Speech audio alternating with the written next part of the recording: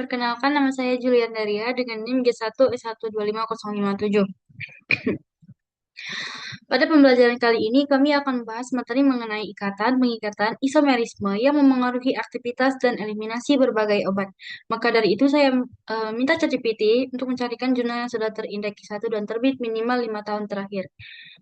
Kemudian, dari beberapa jurnal referensi yang direkomendasikan oleh ChatGPT, saya memilih jurnal Molecules yang berjudul Enantio Selectivity in Drug Pharmacokinetic and Toxicity, Pharmacological Relevant and Analytical Methods.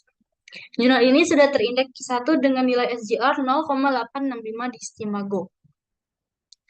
Pembahasan pada jurnal ini yaitu mengenai enzim, reseptor, dan molekul pengikat lainnya adalah proses biologis mengenai enantiomer sebagai entitas molekul yang berbeda karena konstanta disosiasi yang berbeda dari situs pengikatan yang menyebabkan perilaku yang berbeda dan ikatan perbedaan dalam respon farmakologis. Kemudian, stereoselektivitas atau enantioselektivitas dapat diamati dalam semua produk farmakokinetik. Dalam proses farmakokinetik, fenomena penting dan terkenal terutama dalam metabolisme xenobiotik. Enantioselektivitas yang ada dalam interaksi obat protein dianggap sebagai faktor penentu yang dapat mengganggu farmakokinetik enantiomer dengan konsekuensi terhadap sifat terapeutik dan tingkat toksisitas. Misalnya, enantiomer dapat diserap dalam proporsi yang berbeda ketika protein membawa bertanggung jawab atas obat yang melewati membran sel terhadap protein transport plasma yang berperan dalam distribusi senyawa endogen dan eksogen, yaitu albumin serum manusia atau HSA dan juga asam glikoprotein. Selama proses metabolisme, perbedaan dapat ditemukan terutama selama metabolisme lintas pertama, di mana perubahan proporsi konsentrasi enantiomer plasma dapat terjadi ketika obat diberikan secara intravena dibandingkan dengan rute oral. Enantiomer dapat dimetabolisme oleh sistem enzim yang berbeda sehingga menghasilkan variasi dalam laju pembersihan metabolik. Selain itu, faktor-faktor seperti usia dan jenis kelamin juga dapat mempengaruhi metabolisme enzim enantiomer. Fenomena yang berkaitan dengan inversi konfigurasi seperti rasemisasi dan enantiomerisasi yang dapat terjadi dalam metabolisme. Faktanya, enzim metabolik dan transport membran memengaruhi seluruh proses penyerapan, distribusi, metabolisme, dan juga eliminasi obat. Selanjutnya, dijelaskan bahwa enantioselektivitas terjadi karena tiap enantiomer dapat berikatan berbeda dengan komponen darah, itu sel darah dan protein plasma. Perbedaan pengikatan ini menyebabkan perbedaan konsentrasi dalam plasma seiring waktu, dan kemudian memengaruhi volume distribusi masing-masing enantiomer dan akhirnya berkontribusi pada perbedaan proses eliminasi atau clearance.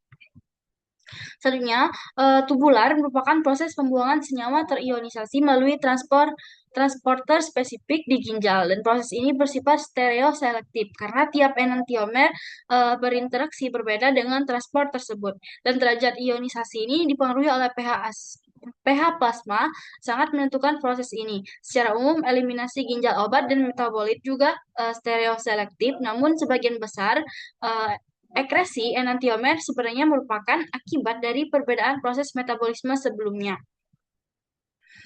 Selanjutnya dijelaskan bahwa enantioselektivitas terjadi pada seluruh proses farmakokinetik dan juga memerlukan metode analisis khusus agar penggunaan obat viral tetap aman. Berikut adalah yang pertama, yaitu phenytoin.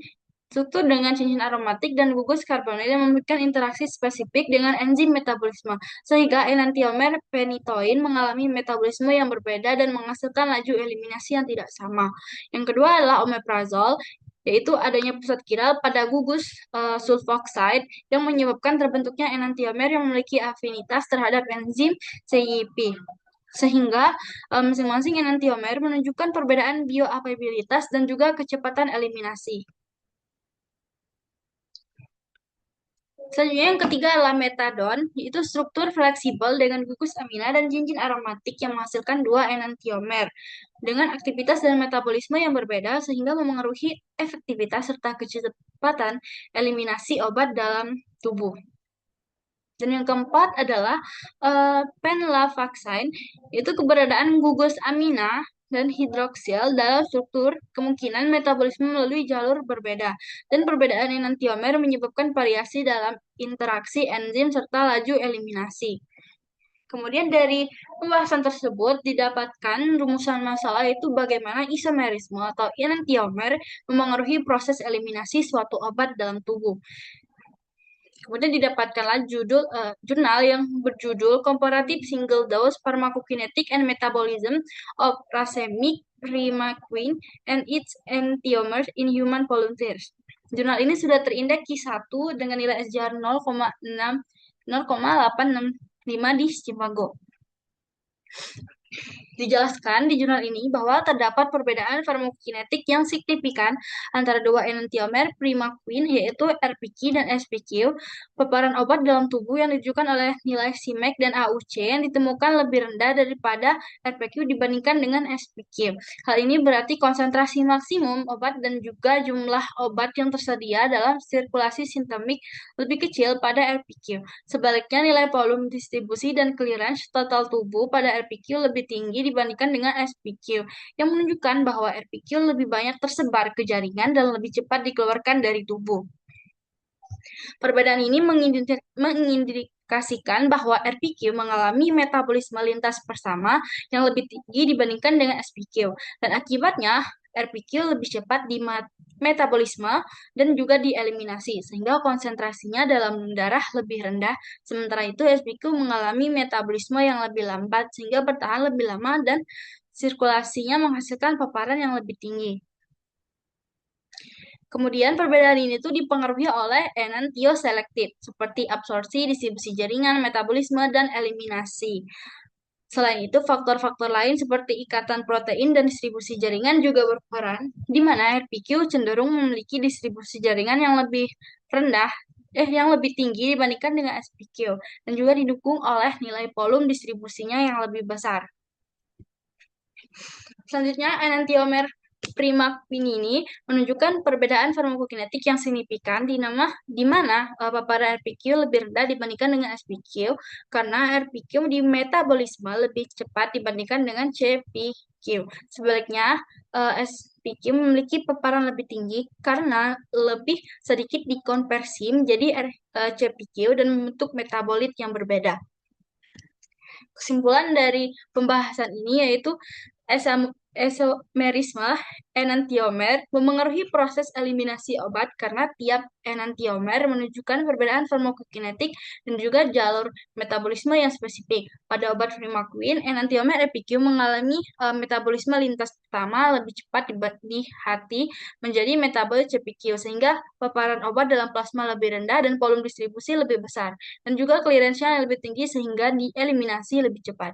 Sebaliknya, enantiomer SPQ di metabolisme lebih lambat dan membentuk metabolit yang berbeda yaitu P, Q, N, CG, sehingga paparan dalam plasma lebih tinggi dan juga bertahan lebih lama. Perbedaan ini dipengaruhi oleh proses enantioselektif dalam absorpsi, distribusi jaringan, metabolisme, dan juga eliminasi, serta interaksi dengan protein plasma dan juga transporter ginjar. Dengan demikian, stereokimia enantiomer secara langsung menentukan metabolisme, jenis metabolit yang terbentuk, laju eliminasi, dan juga potensi efek farmakologis maupun toksisitas obat.